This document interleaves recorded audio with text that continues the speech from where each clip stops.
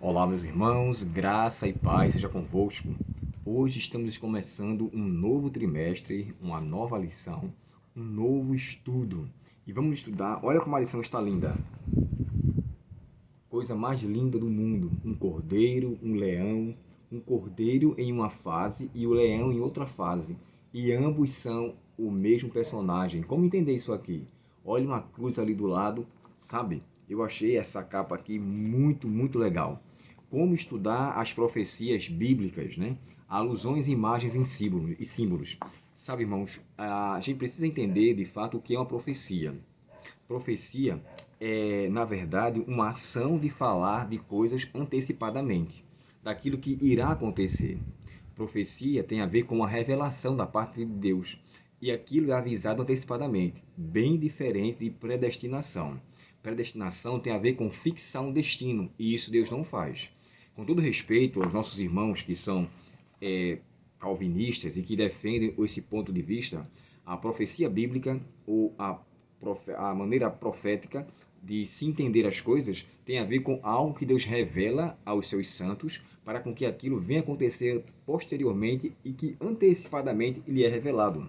Então, assim, por que eu falei que Deus não causa predestinação no tocante à salvação? A gente vê na Bíblia, irmãos, algumas predestinações para funções. Exemplo, Sansão foi predestinado para ser o libertador do povo de Israel para com o povo filisteu.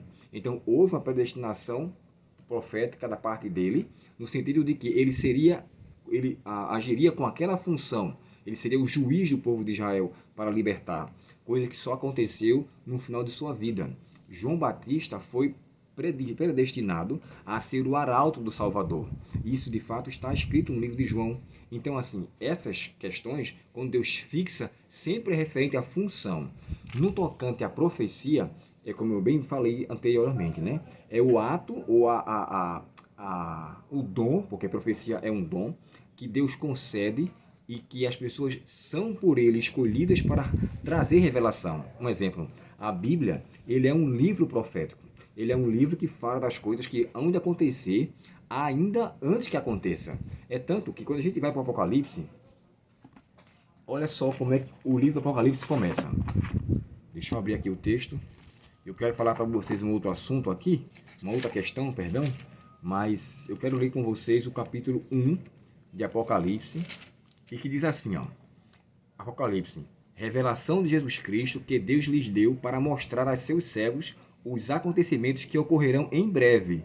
Ele enviou um anjo para apresentá-lo a seu servo João, que relatou fielmente tudo o que viu. Este é o seu relato da palavra de Deus e do testemunho de Jesus Cristo. Aí vem que coisa interessante.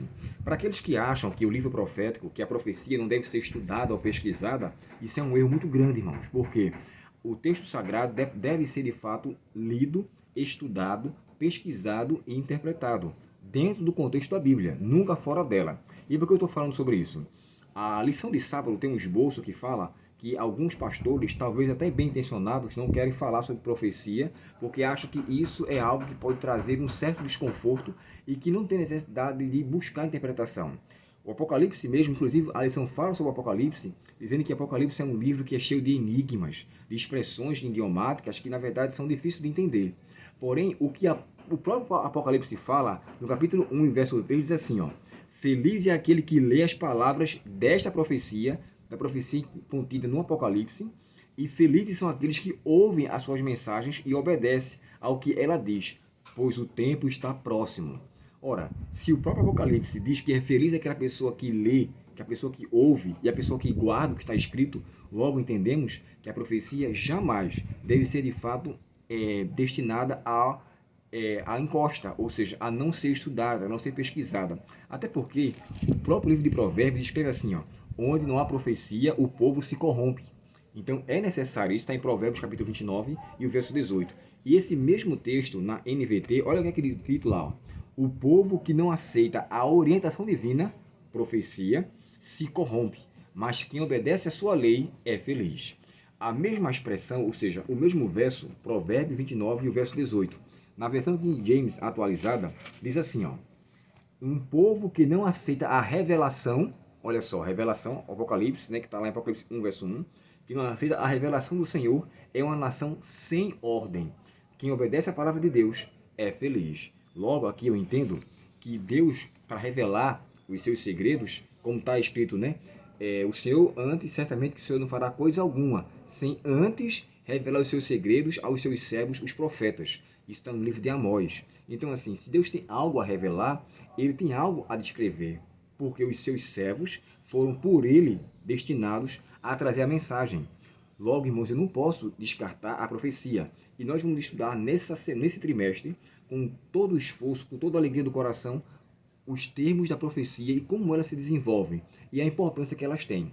Lembrando, a profecia foi dada por Deus com o propósito de nos trazer elucidação sobre as coisas que irão acontecer. E aqueles que de fato observarem, guardarão em seu coração. Porque, como fala o Apocalipse, o tempo está próximo. É necessário, irmãos, que saibamos as coisas que estão para acontecer. E a profecia foi dada para esse propósito. Que Deus, portanto, nos abençoe e que eu e você possamos caminhar junto nesse estudo, a fim de que assim possamos entender melhor o propósito de Deus para a nossa vida. O tempo está próximo e os servos do Senhor devem fazer valer o estudo profético para o tempo do fim. Vamos orar? Obrigado, querido Pai, pela tua palavra. Obrigado porque os teus segredos foram revelados aos teus servos, os profetas, e nós, Senhor, como pessoas que têm o livro profético para o tempo do fim, nos dá iluminação e que o Espírito Santo nos use alimentando nossa mente, nosso coração, nos fazendo entender o que a tua palavra tem para nos dizer, Senhor. O Senhor quer nos avisar porque o tempo está próximo. O tempo do fim está cada vez mais perto. E nós precisamos estar com a mente aguçada, com o coração discernido pela tua santa e boa palavra e através do Santo Espírito do Senhor. Dá-nos um bom restante de tarde, ó Pai, perdoa nossos pecados e permanece conosco, te pedimos em nome de Jesus. Amém. Deus te abençoe, um ótimo restante de sábado e até o próximo estudo, se Deus quiser. Até logo.